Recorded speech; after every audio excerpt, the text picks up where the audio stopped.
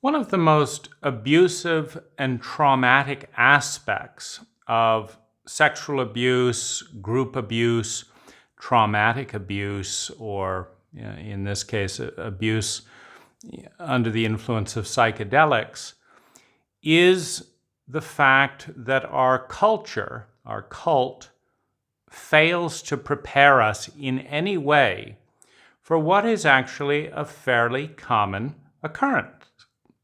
Meaning, if you are a citizen of the United States today, you will almost certainly experience parental abuse, professional abuse, governmental abuse, and possibly, I think 25% of Americans experience sexual abuse. And in an empathic and intelligent culture, we would learn useful things in high school and college, including what is sexual abuse, what is governmental abuse, what is professional abuse, what is traumatic abuse, what's therapeutic abuse, what's parental abuse, number one, what is it? And most importantly, how to respond. And here's why. Given that some degree is inevitable in an abuse culture, and given that in trauma, the most difficult aspect of trauma, the thing that often tips trauma into PTSD, is terror and helplessness, which elevates both the blood and creates a loop within the brain. I have to respond. I don't know how to respond, but I have to respond. This is urgent, but I don't know how to respond. I have to respond, but I have no idea what the fuck to do to respond. This loop of inducing a large percentage of the public into traumatic experiences with no roadmap on how to respond is one of the biggest aspects of our abuse cult.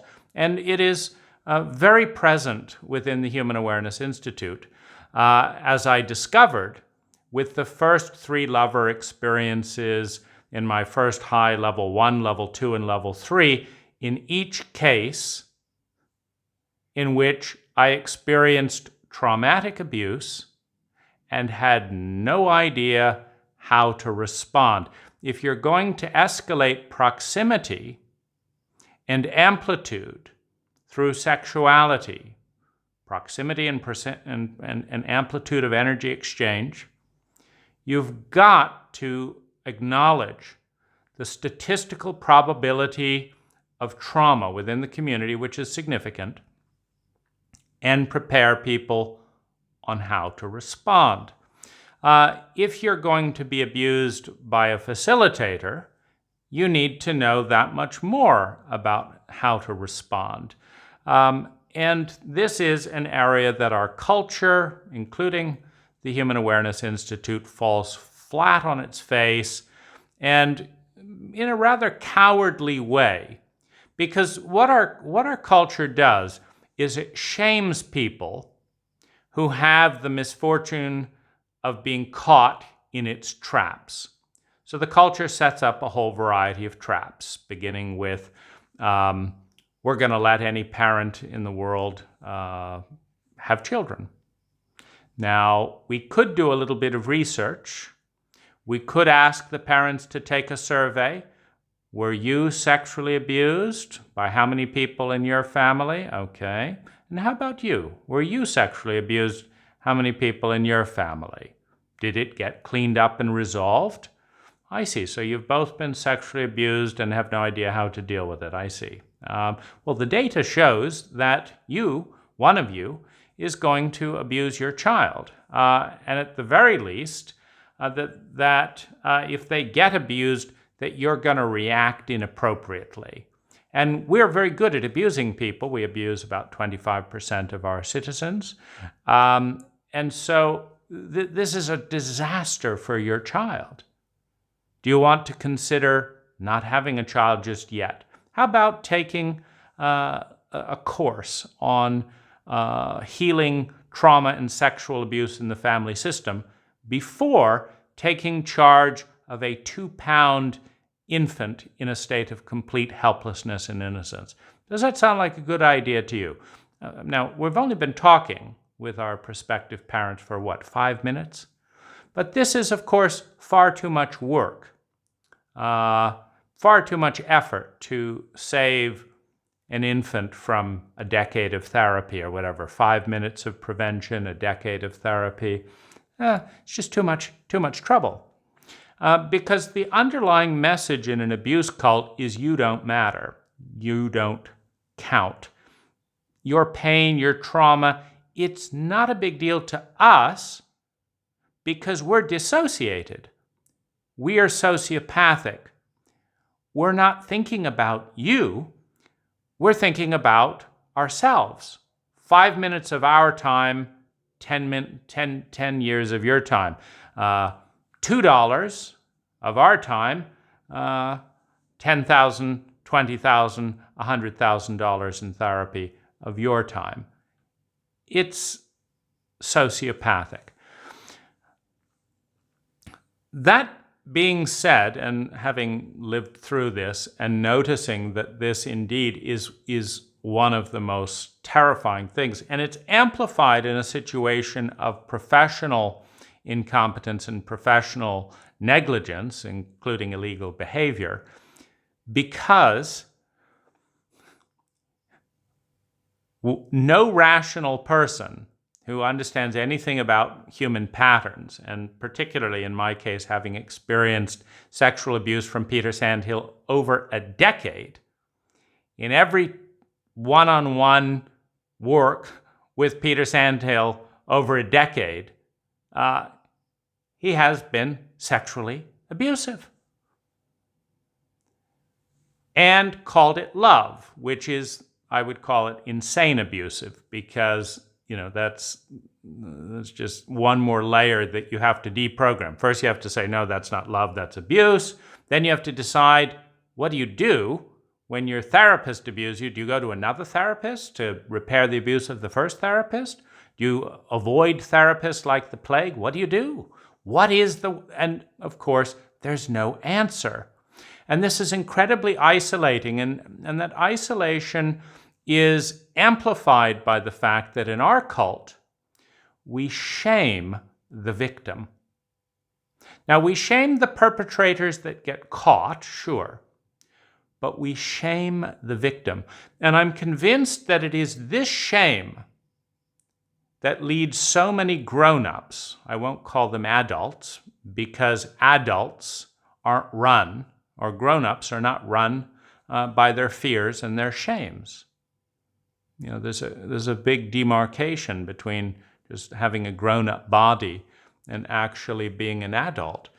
And, when I watch the movies, which is often more honest than the cult, in a shame cult, in a taboo cult, in a shadow-averse cult, you don't actually learn anything useful by talking to the teachers and parents in your life. They all look scared when you bring up certain topics, hurry away, use innuendo, etc. And basically communicate, we're children, we don't know what the fuck we're doing, and you're making us feel uncomfortable by talking about direct topics, so just please go away. And so we might learn a little bit more useful stuff from movies, And one of the things that one learns in our movies about sexual abuse is that, first of all, there's a fair amount of it. And so there's usually one or two grown-ups in any circle where if a child is discovered in sexual abuse, there's usually plenty of grown-ups that don't have a clue how to respond. Why would they? They're in an abuse cult that doesn't teach prevention or response. And then there's a few people who know. And they always silently communicate, I know what you're going through because I've gone through it.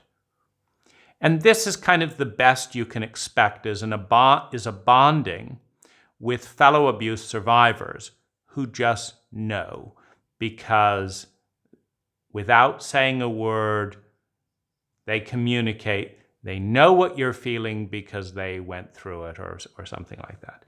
And the question, is obvious. Well, why the fuck didn't you have a conversation with all your children, etc. before? And the answer is it's shameful. It's even too shameful to put into words. They used to shame young women for getting pregnant without marriage and send them away, not the men that impregnated them, they'd send them away as embarrassments of the family. So that gives you a little bit of a sense of the history of sexual abuse that the families, and for that matter, you go back a little bit further, and children who fell asleep in church were demonized. They were presumed to be infested with demons. People that had a healthy spirit or were rebellious in any way, in a sane and healthy way, what we would consider today, were considered unrighteous and would go to hell and all that. And children that were born sick, in some cultures, were just killed outright. We don't need this, kill them. And in others, they were presumed to be unfavored by God, and so to be persecuted as evil coming into the family. So if you understand that kind of background, the idea that if anything bad happens, God is punishing the wicked, you kind of understand where this shame around being beaten to a pulp, being raped by the priest, being molested by your therapist. Maybe there's something wrong with you. Maybe this should be hidden. This is no plan for dealing with this. If anything, it escalates trauma closer to PTSD to have the idea, what's wrong with me that I've been abused? What's wrong with me that I don't know what to do here? In a culture that focuses on the individual, it's this absurdity where we're not going to teach you anything competent here, and we're all going to hush up and shush you up if you start leading the conversation innocently as a child in that direction. What is sex? Oh my goodness. Why on earth can't this be explained? Why is grandma weeping? Why on earth can't that be explained? When an abuse cult is so incompetent that it lies and misdirects its children in the most inane and insane manner, supposedly for the child's own good, ensuring that they haven't a clue when predictable events hit them sideways. What is wrong with the person who doesn't have a clue in that protocol? Absolutely nothing. But it doesn't stop all of the fear. You see, because there's only one reason to be silent and to keep this kind of shame-based secrets, and it's fear. And see, this is the problem with this hitting you during a traumatic state, is you sense that you are in the domain that all the grown-ups around you are terrified of. That's why they won't deal with it directly in their own lives, in your life, or in anyone else's. Now, if you're left alone dealing with something that you've gotten repeated messages is so terrifying that people go downright crazy to avoid dealing with, you don't know what you're dealing with either. You just know that it's probably really bad. And now you've got the fear of the unknown and the fear of uncertainty going over this. And so this is all context for one of the most cowardly and cruel aspects of our culture.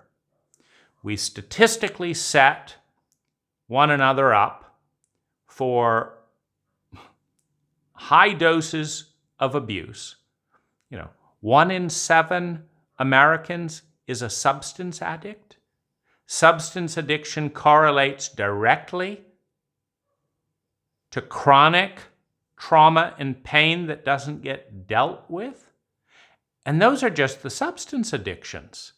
We're not talking about depression, 20%. Sexual abuse, 25% of Americans have participated in sexual abuse on one side or the other. We're not talking about the 0.5% to 2% that have been homeless at one point or another and terror their lives. We're not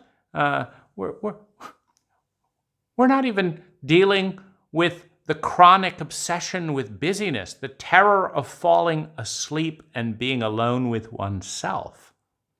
By the time you add all this in, you're lucky to find 1 or 2 people in 100 who are relatively unscathed in all domains once the data has been gathered. And yet all of these people, a vast majority, are asked to muddle through this in order to protect the cult from acknowledging its own cruelty, its own ignorance, its own stupidity. Because that's the only one being protected by pretending that nothing's going on. The cult. We're the greatest. Aren't we wonderful? Aren't we happy and cheerful in America? Aren't we working our asses off more than any other developed country to keep buying crap we don't particularly need? Aren't we rushing along productively, addictively, with relatively low levels of inner well-being and happiness? And so who's being protected? The cult, the system. You're not. I'm not. Everyone would benefit from direct education of these statistics and, most importantly, clear data on how to respond. How do you respond when you're being molested by your older brother and told that he'll kill your cat? Good one? Any answers? How do you respond when Dad sticks his penis in and says, "You'll break Mom's heart"? You'll break her heart, not me. You will. How do you respond when Mom comes up and says, "Your father has done it again"? I thought he was your husband. Didn't you choose him? I don't recall being consulted on who my parents were. Well, your father. How do you respond to that? You got a maniac who blames everything on the child. What do you do then? Patronize her? Slap her in the face and say, "Go deal with your own shit. You're a grown woman. I'm 6 years old, you fucker. Grow up or stop having kids if you can't take care of them"? How does a 6-year-old respond? Feel guilty? It's all my fault? What about a 10-year-old, 15-year-old? What does a 30-year-old do when their mother calls up and blames you for what your father did again? Divorce him, whatever. Stop putting your decisions onto me. The ingratitude of children. What works? And if Greenpeace was to go about saying, we're committed to solving all the problems of the environment and having a green peace, you say, okay, so what's your response to the nuclear situation? Well, we don't really deal with nuclear waste and all that. That's it's not really part of our plan. And plastics, polluting the seas, no, we don't really study plastics either. Smokestacks, anything? No. We are just committed to a green peace, apparently magically occurring because we're not dealing with any of the crises that prevent it. You can't take something like that seriously any more than you can take the room of love and into me you see and love and healthy sexuality seriously if you don't deal with addiction, you don't deal with trauma, you don't define what is love and what is any number of other diseases that go under that name and cross-wiring. You don't deal with abuse contracts that are often signed pre-verbally with varieties of abusers. You have no idea how to recognize traumatic symptoms and bring them to the attention of your partner. And then, we're just not going to deal with what is abuse, what's betrayal. How about infidelity? What exactly do you do in the room of love when you discover your partner has cheated on you? Do you have a fit? Do you get a divorce? Do you tell the community this guy is a cheat and doesn't know what to do about it? What do you do? How does someone respond ethically in a way that brings more well-being and more sustainability rather than secrecy and shame? Now, I don't know, of course, because I never learned any of that stuff at High other than to carry it in silence. And so it's in that light that I want to share what I've learned under duress after the fact so that you can be a little bit more empowered about what to do. Well, first I wanted my abuser to talk and apologize for stuff, but he refused to talk to me unless he was paid. Peter Sandhill refused to talk to me unless he was paid. And so I hired him for an hour to explain why I thought he should apologize for a variety of abuses and things. And at the end, he cut me off. He said the hour's up, and he had nothing to apologize for. So I thought, okay, well, so much for that. Shall I just move on? But it didn't move. It didn't move on. It got worse. Things started feeling terrible in my body and stuff. Eventually, it exploded, and I realized this has to be dealt with. So I contacted all of the facilitators, and so this is the equivalent of reaching out to the peer group or the professional group that trained, referred, chose the abuser. In this case, we're talking about, professional abuse. And, so you hire a plumber to fix a little drip in your sink, and instead they flood your $1 million pad and ruin, this painting and the whole flooring they caused $200,000 of damage. Whoops. I guess we forgot to turn off that valve and da-da-da. Well, but of course they want to be paid for the fixing the drip, which they didn't actually fix, and they don't want to clean up the mess. Well, you report the licensing, you go to Yelp, you do all the various things like that. Go to the state, they have a bond and all this. Now, we're in a chauvinistic cult, so you're more protected from plumbing damage than being driven insane by your therapist. Therapist wants to drive you insane. There's not a whole lot of remediation. We don't even have a good definition of what is and isn't sane. We haven't learned what is and isn't love. This creates an incredible amount of burden because it feels terrible. But why exactly does it feel terrible? You don't know necessarily. And this is a big problem because this is one of the reasons we drive so many people to addiction. We do stuff that makes them feel like shit. We minimize it. We don't teach them any language to articulate that in. And then we tell them to get on with it, which doesn't work or feel very good. And so they just start drinking or drugging or sexting or whatever it is that's, providing immediate stimulation to avoid the grief, the shame, the terror, the humiliation of not knowing what to do in a state that feels terrible, but that nobody's wanting to deal with other than to somehow suggest through withdrawal and silence that it was something wrong with you.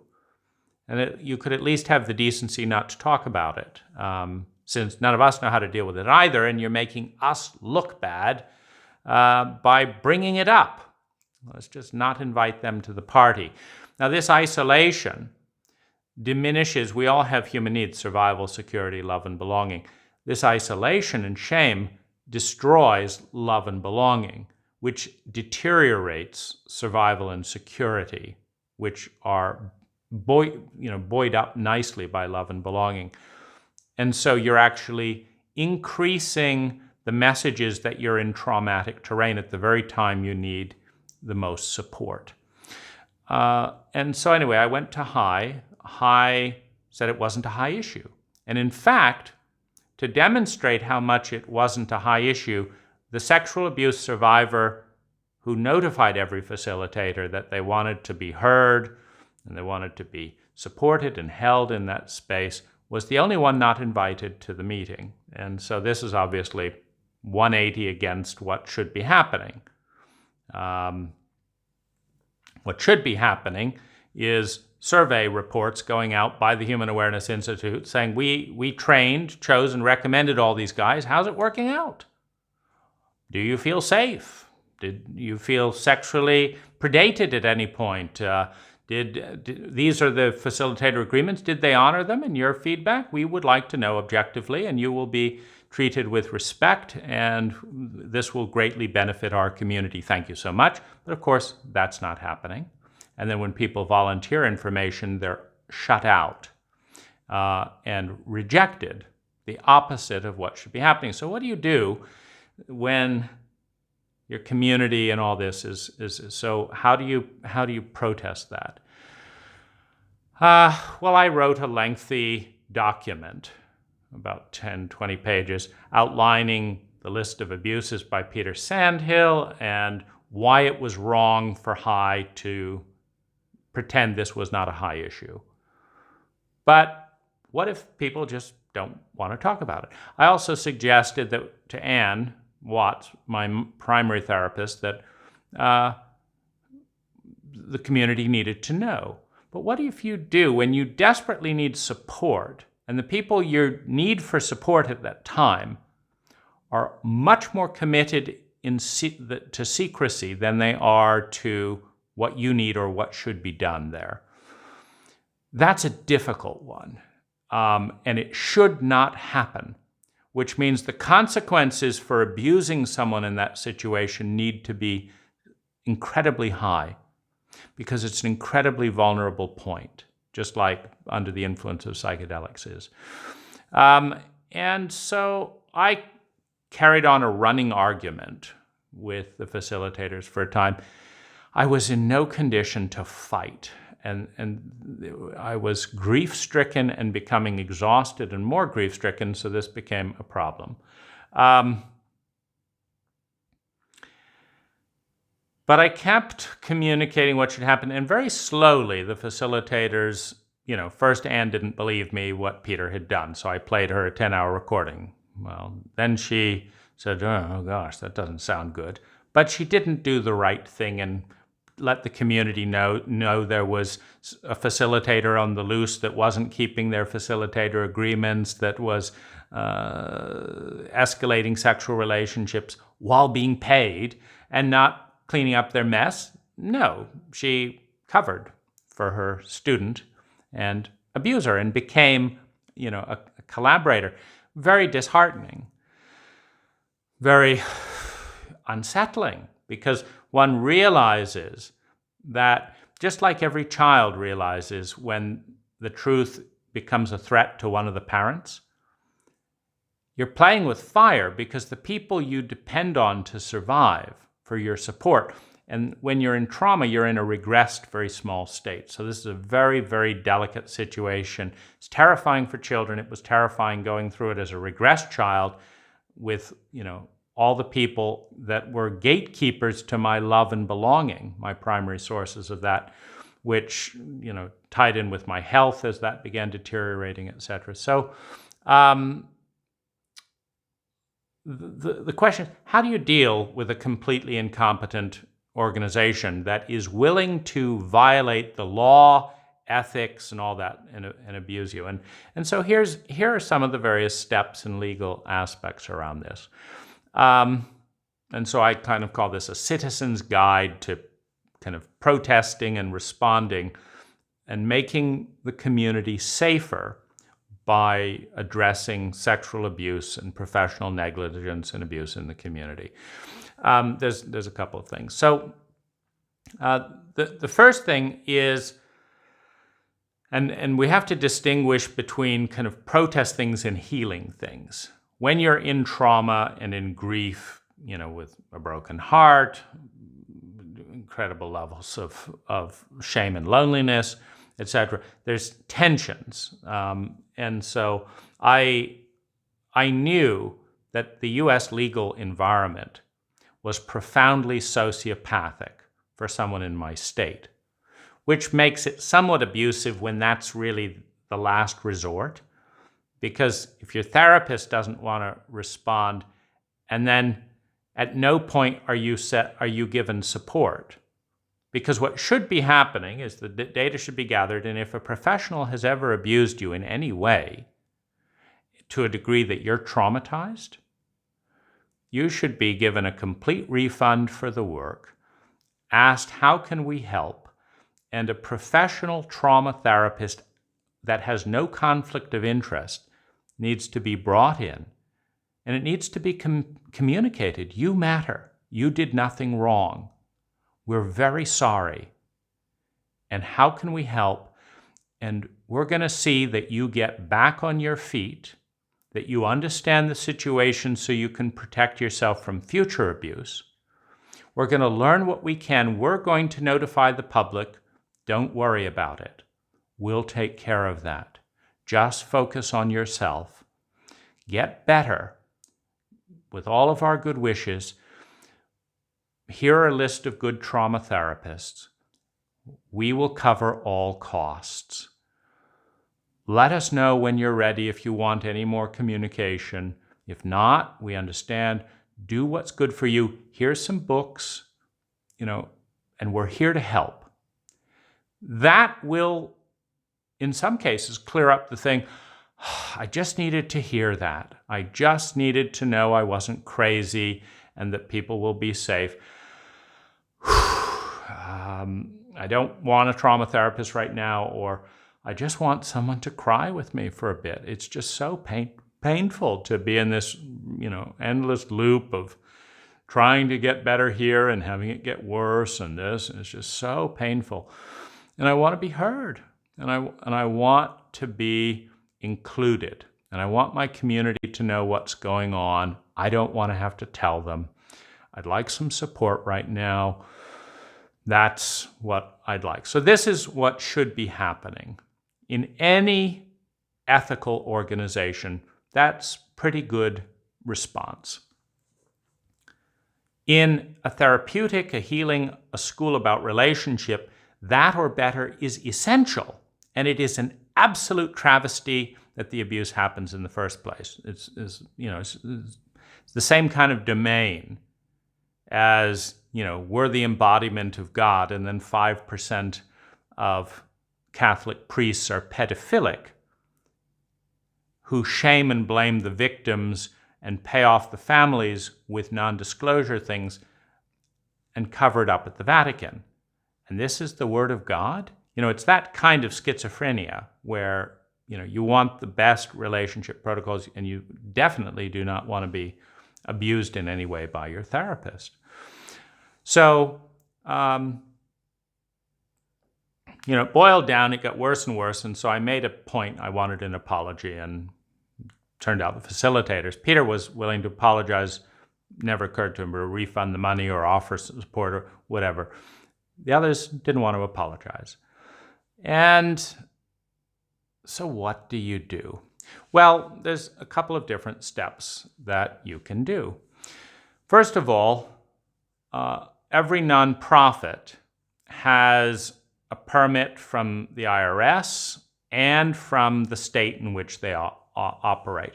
And both have forms to fill out to report fraud, meaning this is not functioning in public interest as a nonprofit. It's functioning as something else.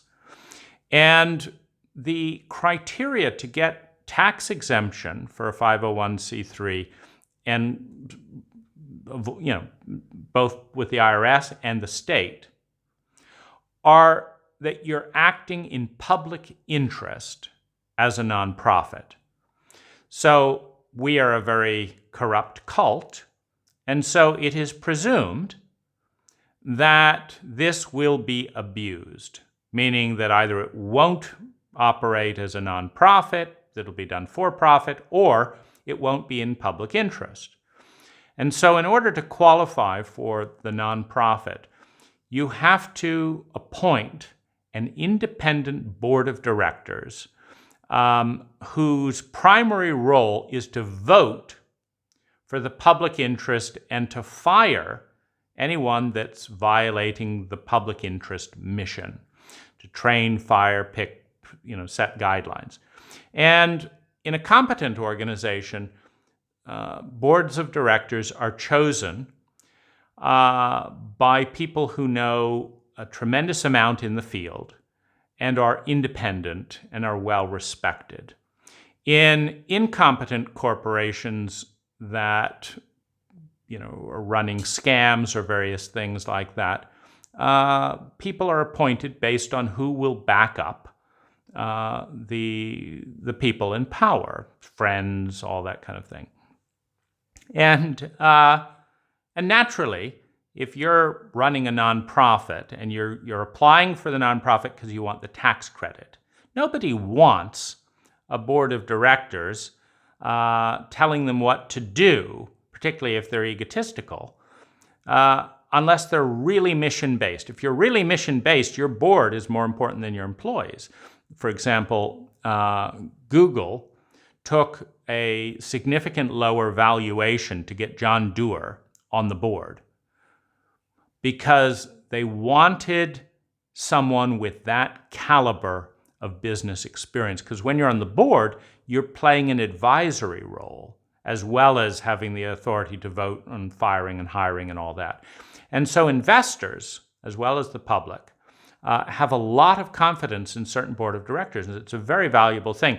So if you really believe in your mission, you will go out of your way to have an exceptional board of directors that really knows what it's doing and has a reputation for no bullshit, because that means your mission is going to succeed. And so that's what investors want to see. And when this capitalist cronyism bullshit comes along, it's when that doesn't happen. It's when the board looks the other way and is paid a stipend, not to bring stuff up or given a bribe to vote this way and that way. And that's when you have massive corruptions and things that we all love to rave about. But you should be raving about the fact that not a single board member at the Human Awareness Institute is a trauma therapist, is a sexual abuse therapist, is highly competent in that domain, and not a single board of directors reached out to me to interview the witness and the victim of a decade of sexual abuse by a high facilitator. Now, if capitalist cronies could get away with that, there'd be even more scams than there are today. Because the board is not acting independently in public interest in its most vital area. First, do no harm. Do not attempt to teach healthy relationships and sexuality by sexually abusing a patient, let alone under the influence of psychedelic drugs. Period. If that goes on and you don't understand that that's your number one priority to address, you have no business being anywhere near an independent board in public interest. And not a single board of directors responded. So the IRS has one form. The state of California has another form to report. This is not an independent board. This is an enabling protectorate. This is called a paper board. They're there on paper. They're just not doing their job. They should not get a tax benefit if they're not going to actually act as a nonprofit in public interest. And so that can be done. Then in talking with several kind of nonprofit legal agencies, they suggested that the district attorney of Marin would be very interested in all the evidence and stuff around this case because it's a public safety issue. And so bringing things to the district attorney of Marin, and they will take public safety issues from there at their expense because that's their job, is to protect the public. And if a school is recruiting clients and team, et cetera, in that area and sexually abusing them and then covering it up, that's a public safety issue. And so, that's one thing. Now, a very important aspect of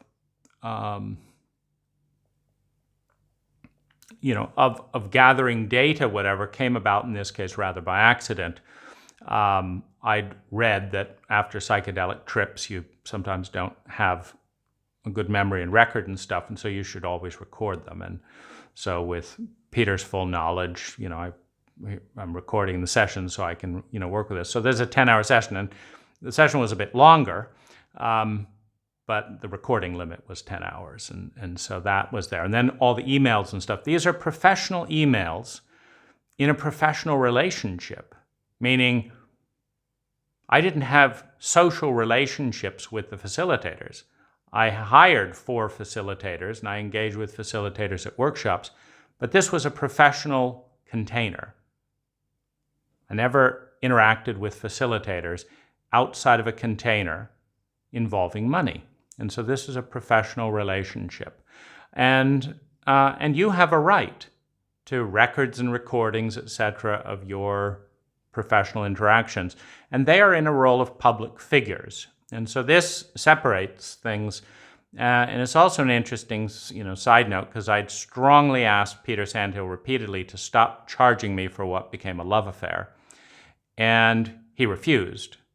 And so that would have taken it into a more personal domain. It was still, because then it wouldn't be professional abuse to the same degree, because he wouldn't have been charging $175 an hour for each minute of the abuse. And so that's, that would have been intelligent, but that's part of the incompetence, meaning someone that understood what abuse was would have tried to dodge that abuse.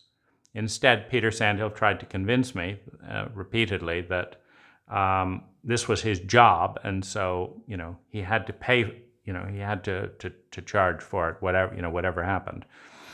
And so that's dealing with the board. So the board has to do their job or can be reported. You can report them, I can report them, anyone can report them. And it's a public responsibility to say that organizations and companies don't get a tax credit unless they're actually consistently and with integrity doing their mission. This is not for public gain. Who wants to pay taxes? And then there's the district attorney for HI as the organization. There's also criminal or civil suits with specific people involved or with the organization involved. Just because HI says this isn't a HI issue, which immediately puts it into the number one HI issue. Because as soon as HI becomes criminally negligent in a willful cover-up of sexual abuse of its own facilitators, it's not only a HI issue, it's the number one HI issue. And it has to be addressed because they are an unsafe organization as long as they pretend that they can recommend people without a license who sexually abuse clients, and it's not their issue, while putting on a public face that they're committed to a world where everyone wins, when no one wins with a cover-up, and no one wins with sexual abuse for money. So civil and criminal court are available personally in addition to the district attorney. Now, the other thing that, so we're dealing legally here with the legal issues. The other issue is notifying those involved. Now, I cut off my email and heartbeat lists to discourage and limit my ability to communicate within the community. And this is an abuse of power. It's criminal negligence. It also escalates trauma, and it intimidates the victim. It says, our interests are more important than yours. We will break our own agreements in order to protect our secret. And we view you as a threat to our survival, and that threat is more important to us than the fact that we are a threat to your survival. We are tipping the scales from your trauma into PTSD, but we don't care about that. We will actively cut off your support to control this secret.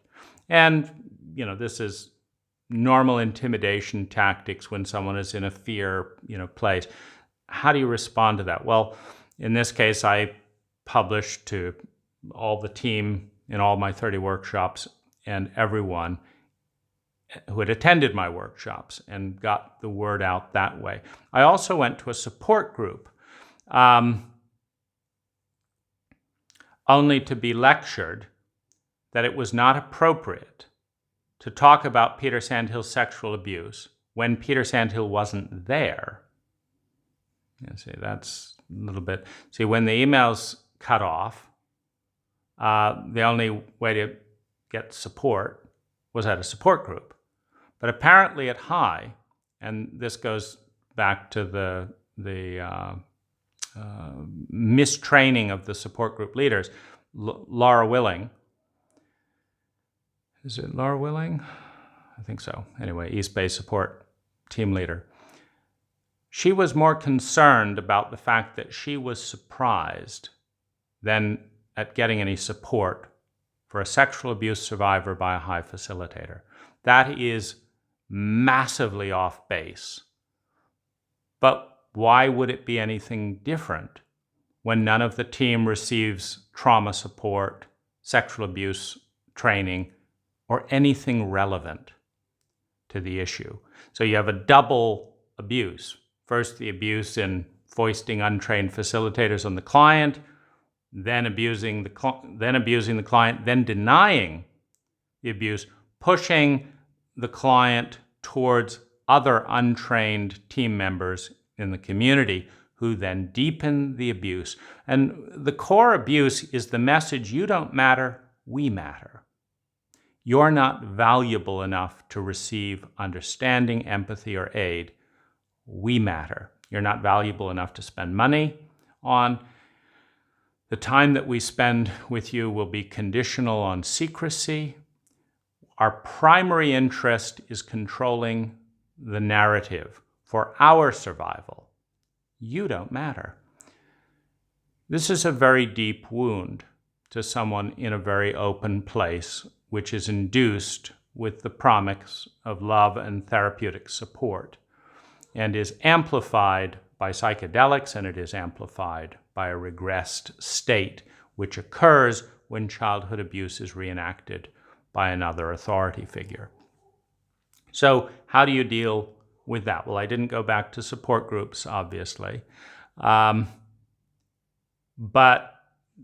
it's very important to document, if you're wanting to create change and increase public safety, all the various things that are off.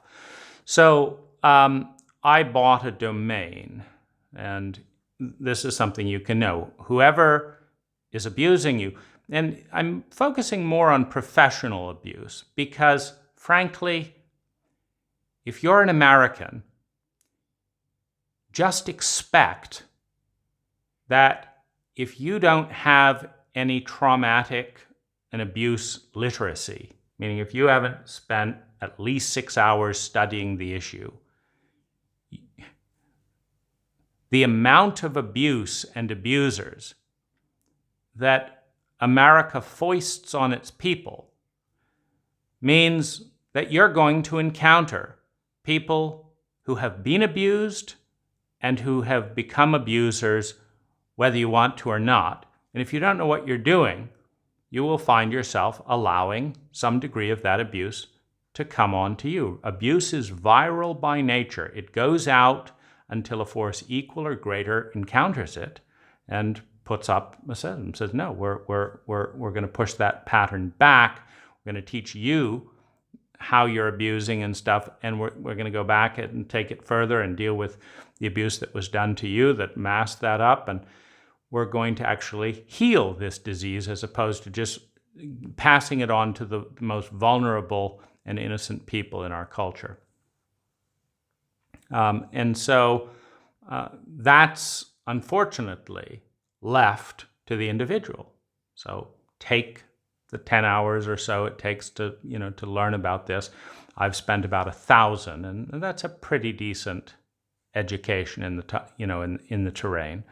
It's still not perfect, and that's just head knowledge. You've got to practice a lot of stuff viscerally. So you can become empowered by preparation, with developing language and practicing speaking it, to stop people around you from abusing themselves. That's very common in our culture. People will abuse themselves and or invite abuse, having had it cross-wired by their abuser at a vulnerable state and called love. It's and this is incredibly insidious, because it passes for consent by an adult when it's reenactment of abuse by a regressed child relabeled as love to satisfy an abuse contract that we don't even teach people that they have. And if that's a bit of a mouthful and you don't know what I'm talking about, join the club. Why would you? But take a little bit of time to study shame and abuse contracts, and then you'll know what I'm talking about, and then you will be in a position to assess whether you've got an abuse contract. Most do, unless sorted out and broken, and who it's with, and how and why you formed it, and at what age, and how it's been affecting your life unconsciously, and maybe you can be the person closer that you want to be when you understand that those set of laws you've been steering around. So you can become competent by study, and it's, frankly, I'll tell you, vastly easier to do when you don't have PTSD and panic than once you do, so it's good prevention. And the website was for public, to kind of fulfill the obligation as a member of the public to let other members of the public understand all of the data. Meaning there's lots of good data about high. That doesn't go away.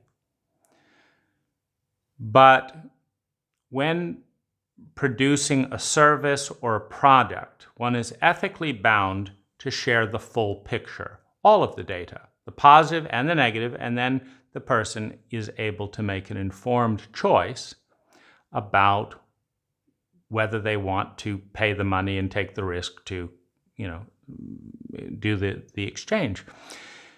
And high doesn't want people to be able to make that informed choice. It wants people to only hear the upside and none of the downside. And that is a patent abuse of ethics. Ethics is the most direct path to well-being. The most direct path to well-being is you give people all of the information so they can make an informed decision. If a drug company knowingly did what high did, and they do it all the time, but if they were caught doing what high is doing by suppressing the inaccurate and not publishing it themselves, they would go to jail because lives are at stake. It's an abusive mission. It's abuse of the tax credit and all of that.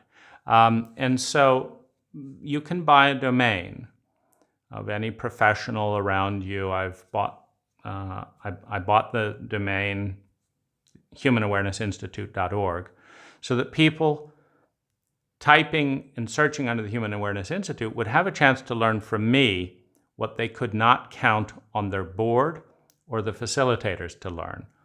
And so Hi didn't like this. But anyone can own a domain. And so Hi asked if they could pay me $8 to get the domain back. And I said, no, the whole point of the domain is to tell people what you're not telling people. I don't want to own this domain. I don't want to have to do your job for you.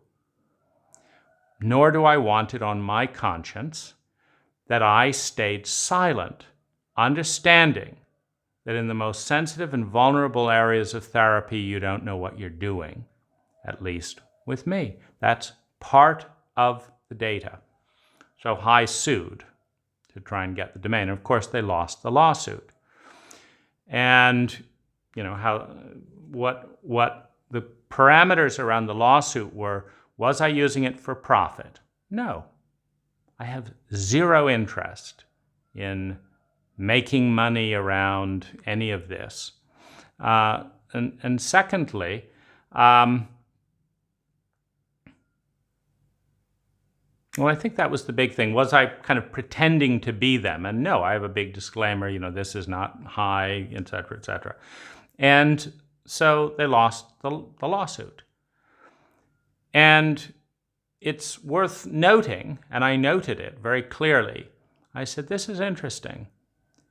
These people are telling me that it is not a Hi issue that a Hi facilitator sexually abused me, and it is not an issue that even after the abuse has been acknowledged by the abuser, I don't even get a refund and I haven't gotten support by a trained, licensed trauma therapist. That's not a Hi issue. What is a Hi issue is spreading human awareness about the Human Awareness Institute. That is a Hi issue. And so money was spent to silence me that was not spent to help. Now, this is an inverted value hierarchy. If you understand that you're being helped by a therapist who will spend money to silence abuse survivors and will not spend money to repair the damage, then run like hell from that organization. They have no clarity or integrity with basic organizational ethics and values. So that continued. And this kind of can let the more and more of the public know to the degree that you want to. And there is a personal healing process. It takes the average sexual abuse survivor 11 years to come forward. So if you come forward in 5 years, you're doing well ahead of schedule. And it's because of the shame, because of the time it takes to be informed, because of the amount of trauma, because of the fact that sexual abuse tends to threaten the survival at some level of the abuser. And so there is a fear factor. Some people are killed in our culture coming forward around sexual abuse, and our police will not protect the victim. Until they're dead, of course. Then it's a crime. It's not a crime to be intimidated and stuff like that. So this is stuff. Now you can also create various data releases around this. So I made sure that all of the data was in the cloud and wrote a will saying, if I turn up dead for whatever reason, these would be the people are my main suspects, and here's why.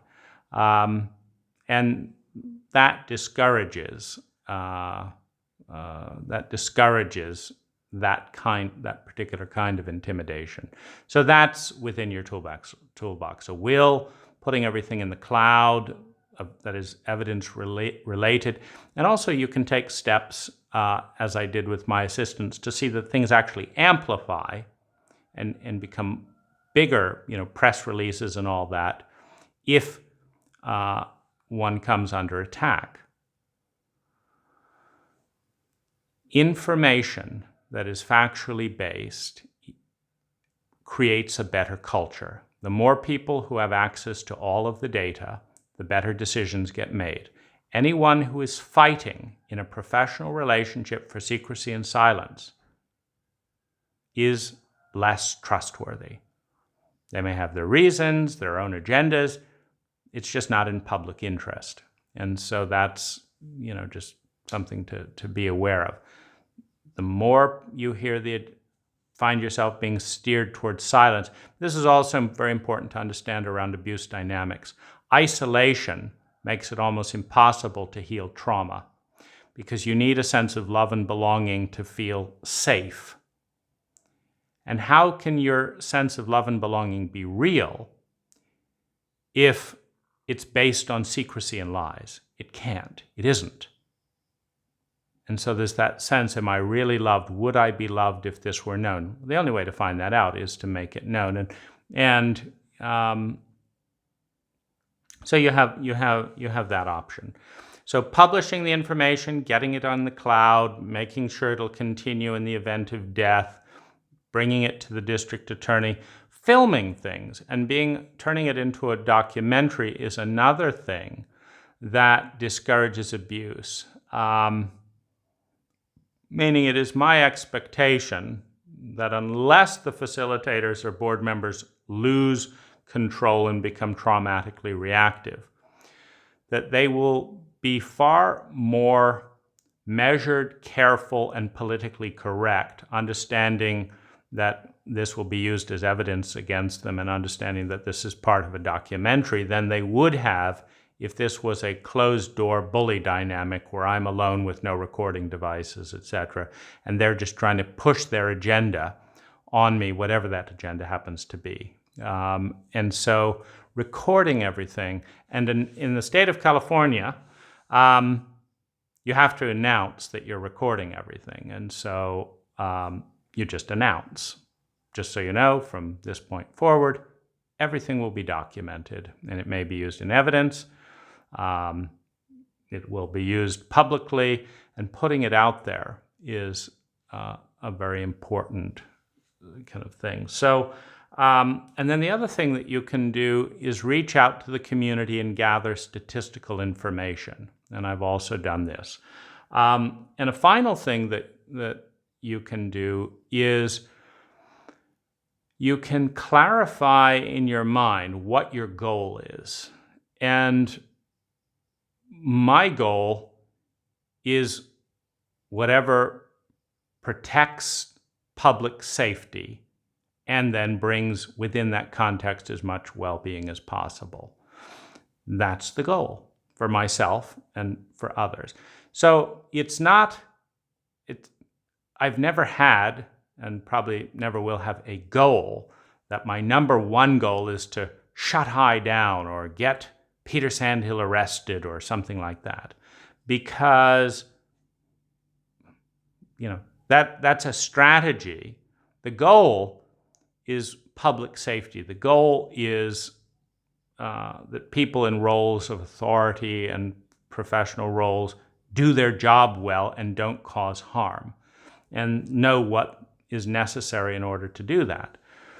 That's the goal. And the goal is to create an incentivization structure where people are not rewarded for abuse and not rewarded for delay, so that if you get the incentivization structure right, most people will behave in a way that is intelligent. So the real key is to make sure that there's kind of a penalty in relationship to direct, knowing, conscious negligence and harm. And to give people the choice, you can clean up your act and do this, this, and this, or you can pay the consequences. And the consequences get worse with time. because every day you lie or deny that this is a high issue or withhold an apology, you take up more energy of the abuse survivor. You cause more hurt. You expose more of the public to your incompetence. And you need to pay the price for that, willful negligence and criminal ignorance and all that. That's you. That's your choice. And so I chose to take a slower path, to deeply and fully put into words everything that I wanted to say and do the research before, declaring and submitting all the evidence to the various legal bodies, etc., for a couple of reasons. One, although I believe that it would be better to shut high down than for it to continue in its current state, particularly in light of the Me Too movement and the fact that they're going exactly against that, and they should be leading it. I don't think high is all bad. I don't think the people are. I don't think the organization is. I don't think the mission is, and all that. And so I think they are ignorant, traumatized, shame-based, incompetent, etc., with about 30% healthy meat, healthy, good stuff to build on in there. So 30% pretty solidly healthy, another 30% or so, kind of neither good nor bad, kind of just about average. And then there's a 30% toxic aspect. And that's not good enough for a leading organization. But it is a start. And so I've spent a lot of time studying and reading so that I could present things not just to a district attorney and all that, but to the facilitators to say, here's the data, here's it as clear as it's ever going to be. You can respond to this in court, or you can respond to it here. You can make these changes, or you can be shut down. It's almost inconceivable to imagine a jury hearing even 1/10 of the evidence and not shutting high down. And so if high wants to go into court in a protocol of denial, they're welcome to spend hundreds of thousands on legal bills and be shut down. If they're that stupid, then they really shouldn't have a career leading something this critical as therapy and stuff. On the other hand, that's up to them. I wanted to give that choice, and understanding how little I knew, because obviously I allowed or enabled various aspects of this abuse, I wanted to break that down so as clearly as possible to give them a chance of succeeding. But also the team has invested, so much money and time over the decades that they deserved to have the opportunity to influence this decision if they wanted to stand up. Now, the team has been pretty dreadful in response to this, meaning a few team members said, hope you're well, blah, blah, blah. Melinda Anderson, for example, didn't have time to read all this, but wish you well anyway, that kind of thing. It's like the room of love, you declare sexual abuse by a facilitator and they don't have time to read it. So it's pretty sloppy. But nonetheless, either out of sexual fixation or community well-being, there's been a lot of donation. I think I want everyone to learn as this goes on, because this is not limited to high. This is a cultural pattern at varying levels expressed in various ways. And so we all have this default mode.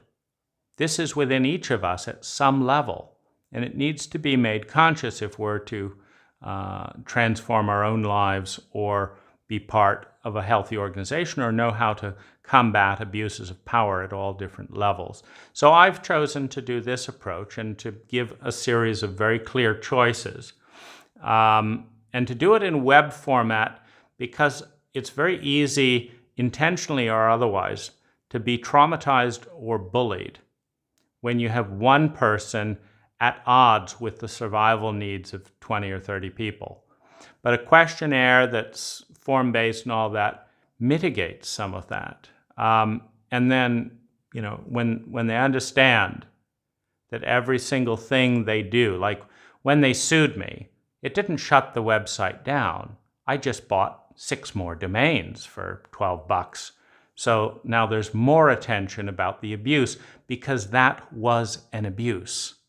It was an abuse to spend more money silencing an abuse survivor than was ever offered in support. That is clear abuse.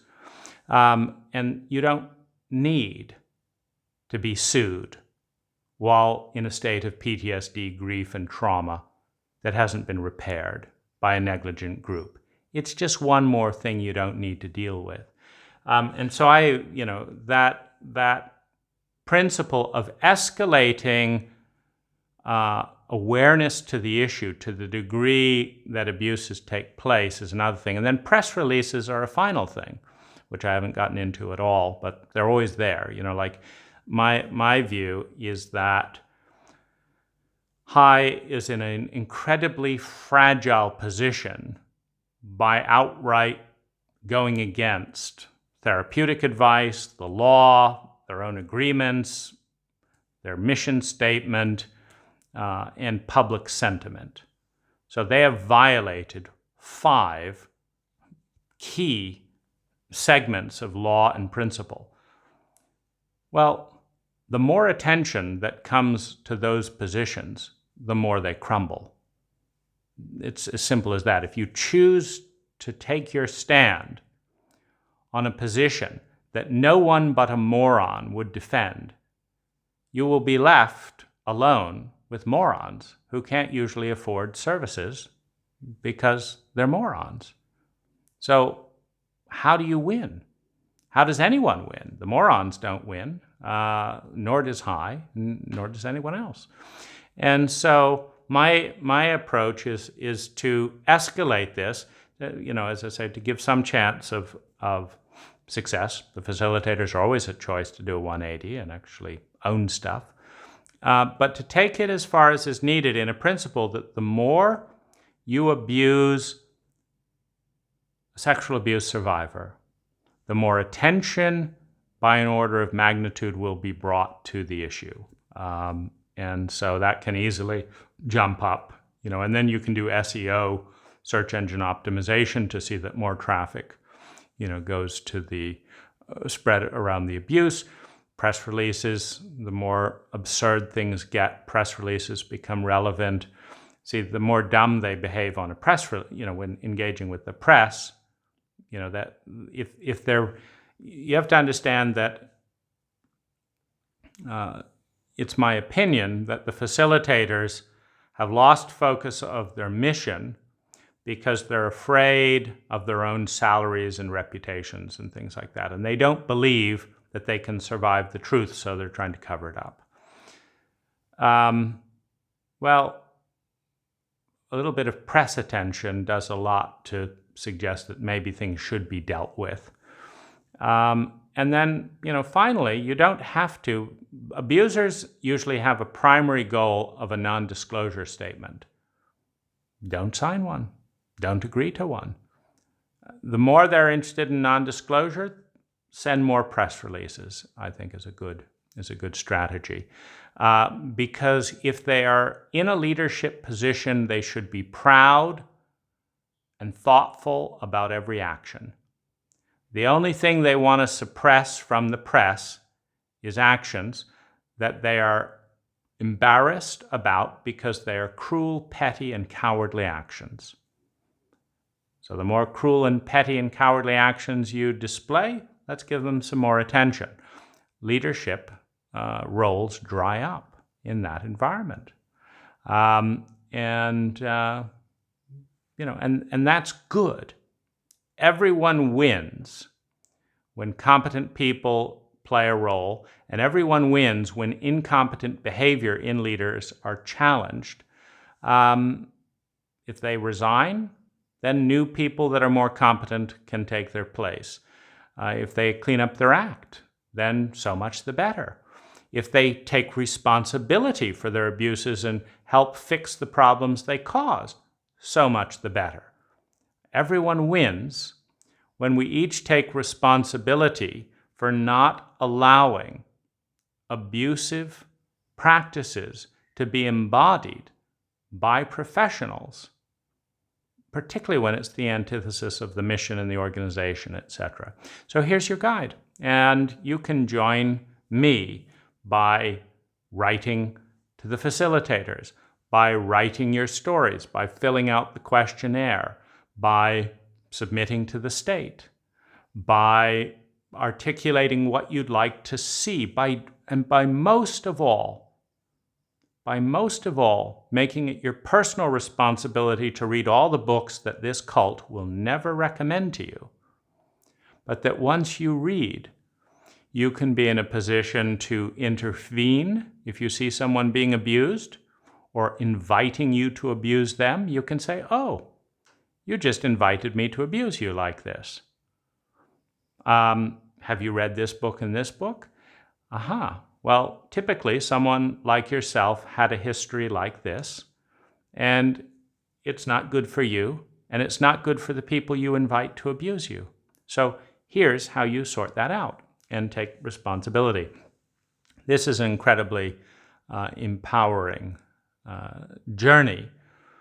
And in this process, in an hour and 16 minutes, I hope that you, or you by sharing this video to someone who needs it, can have 30%, meaning you're going from perhaps zero, I hadn't a clue when this all came up, to 30% knowledge of how to effectively respond when some of the many curveballs our cult has in store for us come your way.